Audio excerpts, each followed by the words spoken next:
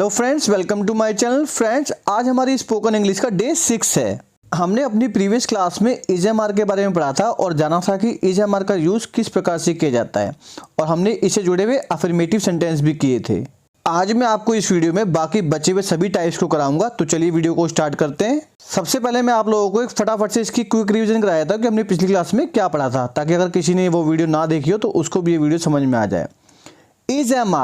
Is-M-are का मतलब होता है या हूँ। अगर किसी सेंटेंस के लास्ट में है या हूँ जैसे शब्द हो तो आप इज़-एम-आर का प्रयोग करेंगे, लेकिन उसके लिए मैंने आपको एक कंडीशन बताई थी कि उस वाक्य में कोई वर्ब नहीं होना चाहिए, कर्ता द्वारा कोई एक्शन नहीं किया जाना चाहिए। तो ऐसे वाक्य जिन वाक्यों में कोई वर्ब ना हो, कर्ता द्वारा कोई एक्शन ना किया जा रहा हो तथा उनके लास्ट में है या हूँ जैसे शब्द का प्रयोग हो, तो ऐसे वाक्यों को आप ट्रांसलेट करने के लिए इज़-एम-आर का प्रयोग करेंगे। मैंने अपनी लास्ट क्लास में आपको ये बात भी बताई थी कि जब भी आप इज़-एम-आर का प्रयोग करेंगे तो आपको 3 बातों को ध्यान जरूर रखना है। पहली बात ये कि अगर वाक्य ही, शी, इट या सिंगुलर नाउन से स्टार्ट हो तो आप इज का प्रयोग करेंगे।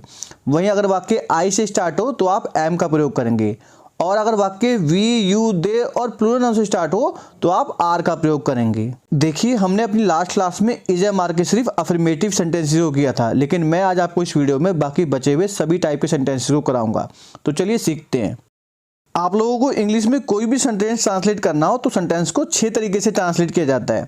सबसे पहला उसका टाइप होता है अफर्मेटिव सेंटेंस, जिसको हम हिंदी में बोलते हैं सकारात्मक वाक्य या साधारण वाक्य। इसी तरीके से दूसरा टाइप होता है नेगेटिव सेंटेंस, जिसको हम हिंदी में बोलते हैं नकारात्मक वाक्य। इसमें नहीं शब्द का यूज किया जाता है। तीसरे नंबर पे होता है इंटरोगेटिव सेंटेंस, जिसको हम हिंदी में बोलते हैं प्रश्नवाचक वाक्य। ये ऐसे वाक्य होते हैं जिसमें प्रश्न पूछा जाता है। चौथा इसका टाइप होता है इंटरोगेटिव नेगेटिव सेंटेंस, जिसको हम हिंदी में बोलते हैं प्रश्नवाचक नकारात्मक वाक्य। इसमें प्रश्न ही पूछा जाता है और नहीं शब्द का यूज करके मना भी किया जाता है। इसी तरीके से इसका पांचवा टाइप होता है WH family related interrogative sentence. ये ऐसे वाक्य होते हैं जिसमें WH फैमिली वर्ड जैसे क्या, क्यों, कहाँ, कैसे, जब से ऐसे शब्दों का यूज करके कोई प्रश्न पूछा जाता है। ठीक है। और इसका छठा और आखिरी टाइप होता है WH family related interrogative negative sentence. इस सेंटेंस के अंदर WH फैमिली वर्ड जैसे क्या, क्यों, कैसे, कहाँ तथा नहीं शब्द का यूज करके प्रश्न भी पूछा जाता है और मना भी किया जाता है। आई होप आप लोगों को इतनी बातें समझ में आ गई होंगी। तो चलिए मैं आप लोगों को बता देता हूँ कि इन सभी टाइप्स के सेंटेंसेस को फ्रेम करने के रूल क्या हैं। जब भी आप अफर्मेटिव सेंटेंस को फ्रेम करोगे तो सबसे पहले आप सब्जेक्ट लिखेंगे, फिर इज़-एम-आर, इन तीनों में से कोई एक हेल्पिंग वर्ब लिखेंगे और फिर लास्ट में ऑब्जेक्ट लिखेंगे। हम अफर्मेटिव सेंटेंस अपनी लास्ट क्लास में कर चुके हैं, लेकिन मैं आपको फिर से रिवाइज करा रहा हूँ। ठीक है। इसी तरीके से जब भी आप नेगेटिव सेंटेंस को करेंगे तो आप सबसे पहले सब्जेक्ट लिखेंगे, फिर इज़-एम-आर, इन तीनों में से कोई एक हेल्पिंग वर्ब लिखेंगे, फिर नॉट लिखेंगे और फिर लास्ट में ऑब्जेक्ट लिखेंगे। इसी तरीके से जब आप इंटरोगेटिव सेंटेंस करेंगे तो हेल्पिंग वर्ब आगे आ जाएगी, मतलब इज़-एम-आर, इन तीनों में से कोई एक चीज़ आएगी, फिर इसके बाद सब्जेक्ट आएगा और फिर लास्ट में ऑब्जेक्ट आएगा। क्योंकि इंटरोगेटिव सेंटेंस में कोई क्वेश्चन पूछा जाता है, इसलिए हम क्या करेंगे, सेंटेंस के लास्ट में क्वेश्चन मार्क भी लगाएंगे। इसी तरीके से जब आप इंटरोगेटिव नेगेटिव सेंटेंस को ट्रांसलेट करेंगे तो सबसे पहले आप इज़-एम-आर, इन तीनों में से कोई एक हेल्पिंग वर्ब लिखेंगे, फिर सब्जेक्ट लिखेंगे, फिर सब्जेक्ट के बाद नॉट लिखेंगे, फिर लास्ट में ऑब्जेक्ट लिखेंगे और क्वेश्चन मार्क लगाएंगे। और जब आप WH family related interrogative sentence को ट्रांसलेट करेंगे तो सबसे पहले आप WH फैमिली वर्ड लिखेंगे, फिर इज़-एम-आर लिखेंगे, फिर सब्जेक्ट लिखेंगे, फिर ऑब्जेक्ट लिखेंगे और लास्ट में क्वेश्चन मार्क लगाएंगे। और अगर आप WH family related interrogative negative sentence को ट्रांसलेट करेंगे तो सबसे पहले आप WH फैमिली वर्ड लिखेंगे, इज़-एम-आर, इन तीनों में से कोई एक हेल्पिंग वर्ब लिखेंगे, फिर सब्जेक्ट लिखेंगे, फिर नॉट लिखेंगे, फिर ऑब्जेक्ट लिखेंगे और लास्ट में क्वेश्चन मार्क लिखेंगे। आई होप आप लोगों को ये सभी रूल अच्छे से समझ में आ गए होंगे। तो चलिए अब हम इससे जुड़े सेंटेंसेस को फ्रेम करते हैं। सबसे पहला सेंटेंस है वह अध्यापक है। आप देख रहे हैं ये एक अफर्मेटिव सेंटेंस है क्योंकि ये बिल्कुल साधारण वाक्य है। तो इसको आप जब भी फ्रेम करेंगे तो सबसे पहले सब्जेक्ट आता है। इस सेंटेंस में सब्जेक्ट है वह, जिसको इंग्लिश में बोलते हैं ही। तो सबसे पहले लिख देंगे हम ही, फिर लिखेंगे इज़-एम-आर, इन तीनों में से कोई एक हेल्पिंग वर्ब। तो आप देख रहे हैं सेंटेंस ही से स्टार्ट हो रहा है और मैंने आपको बता रखा है कि अगर सेंटेंस ही, शी, इट या सिंगुलर नाउन से स्टार्ट हो तो आप इज लगा देंगे, क्योंकि सेंटेंस ही से स्टार्ट हो रहा है तो आप लिखेंगे इज। ठीक है। फिर लास्ट में लिखेंगे ऑब्जेक्ट। तो सेंटेंस में ऑब्जेक्ट है अध्यापक, जिसको इंग्लिश में बोलते हैं टीचर। तो सेंटेंस क्या बन जाएगा, ही इज अ टीचर। तो चलिए अभी इसका दूसरा सेंटेंस ट्रांसलेट करते हैं। वह अध्यापक नहीं है। आप देख रहे हैं इस सेंटेंस में नहीं शब्द आ रहा है और मैंने आपको बताया था कि जिस भी सेंटेंस में नहीं शब्द आता है वो नेगेटिव सेंटेंस होता है। तो इस नेगेटिव सेंटेंस को जब हम फ्रेम करते हैं उसका रूल क्या कहता है कि सबसे पहले आएगा सब्जेक्ट। सेंटेंस में सब्जेक्ट है वह और वह को इंग्लिश में क्या बोलते हैं ही। तो आप लिख देंगे ही, फिर इज एम आर, इन तीनों में से कोई एक हेल्पिंग वर्ब आएगी तो ही के साथ क्या लगता है इज, तो आप इज लिख देंगे। फिर आएगा नॉट तो हम नॉट लिख देंगे। फिर लास्ट में आएगा ऑब्जेक्ट, तो सेंटेंस में ऑब्जेक्ट है अध्यापक, जिसको इंग्लिश में बोलते हैं टीचर, तो सेंटेंस क्या बन जाएगा he is not a teacher. अब इसका तीसरा सेंटेंस ट्रांसलेट करते हैं जो कि एक इंटेरोगेटिव सेंटेंस है, क्योंकि इस सेंटेंस में क्वेश्चन पूछा जा रहा है क्या वह अध्यापक है।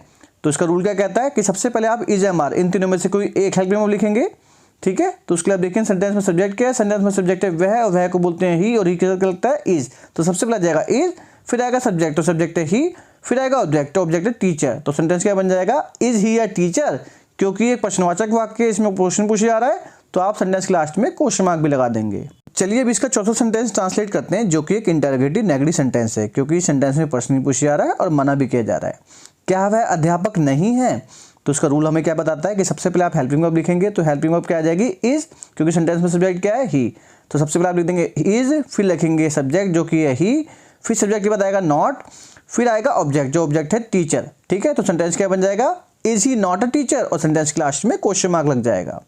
अब इसका पांचवा सेंटेंस ट्रांसलेट करते हैं, वह अध्यापक क्यों है। आप देख रहे हैं इस सेंटेंस में क्यों शब्द का यूज किया जा रहा है, जो कि एक WH फैमिली वर्ड है, तो इस सेंटेंस को हम क्या बोलते हैं WH family related interrogative sentence.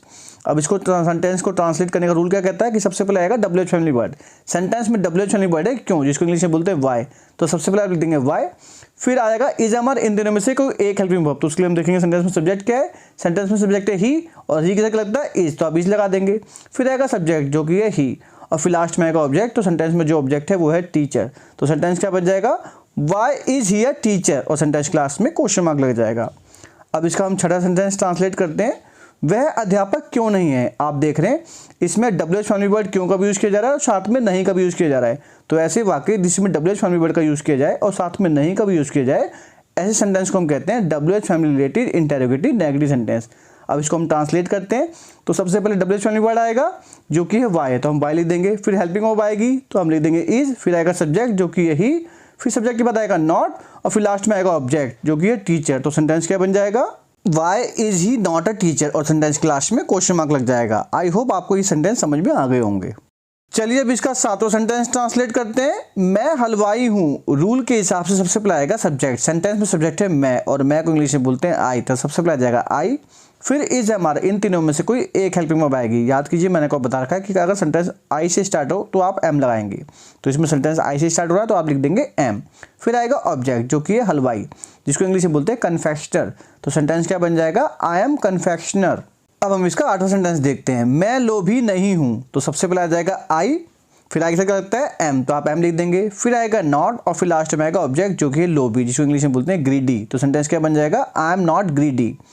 अब इसका नौवां सेंटेंस ट्रांसलेट करते हैं, क्या मैं देशद्रोही हूँ, तो सबसे पहले इसमें हेल्पिंग वर्ब आ जाएगी जो कि है एम, फिर आएगा सब्जेक्ट जो कि है आई, और फिर लास्ट में आएगा ऑब्जेक्ट जो कि है देशद्रोही, जिसको इंग्लिश में बोलते हैं ट्रेटर, तो सेंटेंस क्या बन जाएगा एम आई ट्रेटर, और सेंटेंस के लास्ट में क्वेश्चन मार्क लग जाएगा।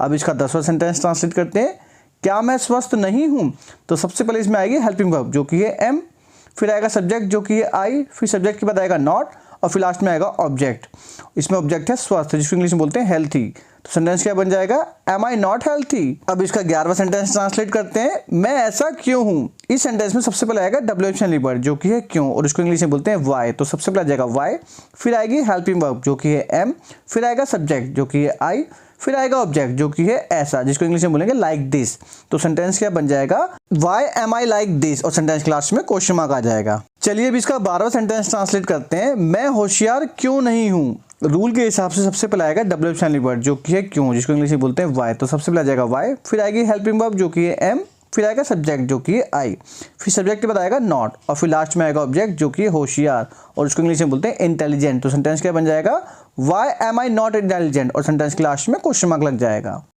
तो चलिए फिर आगे बढ़ते हैं और इसका 13वां सेंटेंस ट्रांसलेट करते हैं, वे मेरे रिश्तेदार हैं। रूल के हिसाब से सबसे पहले आएगा सब्जेक्ट, सेंटेंस में सब्जेक्ट है वे, और वे को इंग्लिश में बोलते हैं दे, तो सबसे पहले आ जाएगा दे, फिर इज एम आर, इन तीनों में से कोई एक हेल्पिंग वर्ब आएगी। तो याद कीजिए मैंने आपको बता रखा है कि अगर सेंटेंस वी यू दे और प्लूरल नाउन से स्टार्ट हो तो आप आर का प्रयोग करेंगे, क्योंकि सेंटेंस दे से स्टार्ट हो रहा है तो इसलिए आप लगा देंगे आर। फिर आएगा ऑब्जेक्ट जो कि है मेरे रिश्तेदार, मेरे को इंग्लिश में बोलते हैं माई, और रिश्तेदार को इंग्लिश में बोलते हैं रिलेटिव्स, ठीक है। तो सेंटेंस क्या बन जाएगा दे आर माई रिलेटिव्स।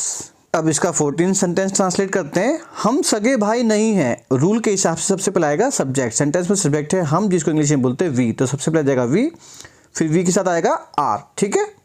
उसके बाद आप लगा देंगे नॉट, फिर आएगा ऑब्जेक्ट जो कि है सगे भाई। सगे को इंग्लिश में बोलते हैं रियल और भाई को बोलते हैं ब्रदर, ठीक है। तो सेंटेंस क्या बन जाएगा, we are not real brothers. अब इसका 15 सेंटेंस ट्रांसलेट करते हैं। क्या तुम विदेशी हो, रूल के हिसाब से सबसे पहले आएगी हेल्पिंग वर्ब। तो उसके लिए हम देखेंगे सेंटेंस में सब्जेक्ट क्या है। सेंटेंस में सब्जेक्ट है तुम, जिसको इंग्लिश में बोलते हैं यू, और यू के साथ लगता है आर, तो सबसे पहले आ जाएगा आर, फिर आएगा सब्जेक्ट जो कि है यू, फिर आएगा ऑब्जेक्ट। तो इस सेंटेंस में जो ऑब्जेक्ट है वो है विदेशी, जिसको इंग्लिश में बोलते हैं फॉरेनर, ठीक है। तो सेंटेंस क्या बन जाएगा, आर यू अ फॉरेनर, और सेंटेंस के लास्ट में क्वेश्चन मार्क लग जाएगा। अब इसका 16 सेंटेंस ट्रांसलेट करते हैं। क्या सब्जियां ताज़ा नहीं है, रूल के हिसाब से सबसे पहले आएगी हेल्पिंग वर्ब। तो उसके लिए हम देखेंगे सेंटेंस में सब्जेक्ट क्या है। सेंटेंस में सब्जेक्ट है सब्जियां। अब सब्जियां एक से ज़्यादा है, प्लूरल नाउन है, तो और मैंने आपको बता रखा है कि अगर सेंटेंस वी यू दे और प्लूरल शुरू हो तो आप आर लगाएंगे। तो सबसे पहले आ जाएगा आर, फिर आएगा सब्जेक्ट जो कि है सब्जियां, जिसको हम इंग्लिश में लिखेंगे द वेजिटेबल्स, ठीक है। फिर लास्ट में आएगा ऑब्जेक्ट जो कि है ताज़ा, जिसको हम इंग्लिश में बोलेंगे फ्रेश। तो सेंटेंस क्या बन जाएगा, आर द वेजिटेबल्स फ्रेश, और सेंटेंस के लास्ट में क्वेश्चन मार्क लग जाएगा। अब इसका 17 सेंटेंस ट्रांसलेट करते हैं। सब लड़के कहाँ हैं, रूल के हिसाब से सबसे पहले आएगा WH फैमिली वर्ड जो कि है कहाँ, जिसको इंग्लिश में बोलते हैं वेयर। तो सबसे पहले आ जाएगा वेयर, फिर आएगी हेल्पिंग वर्ब जो कि है आर, फिर आएगा ऑब्जेक्ट जो है सब लड़के, जिसको हम इंग्लिश में बोलेंगे ऑल द बॉयज। तो सेंटेंस क्या बन जाएगा, where are all the boys, और सेंटेंस के लास्ट में क्वेश्चन मार्क आ जाएगा।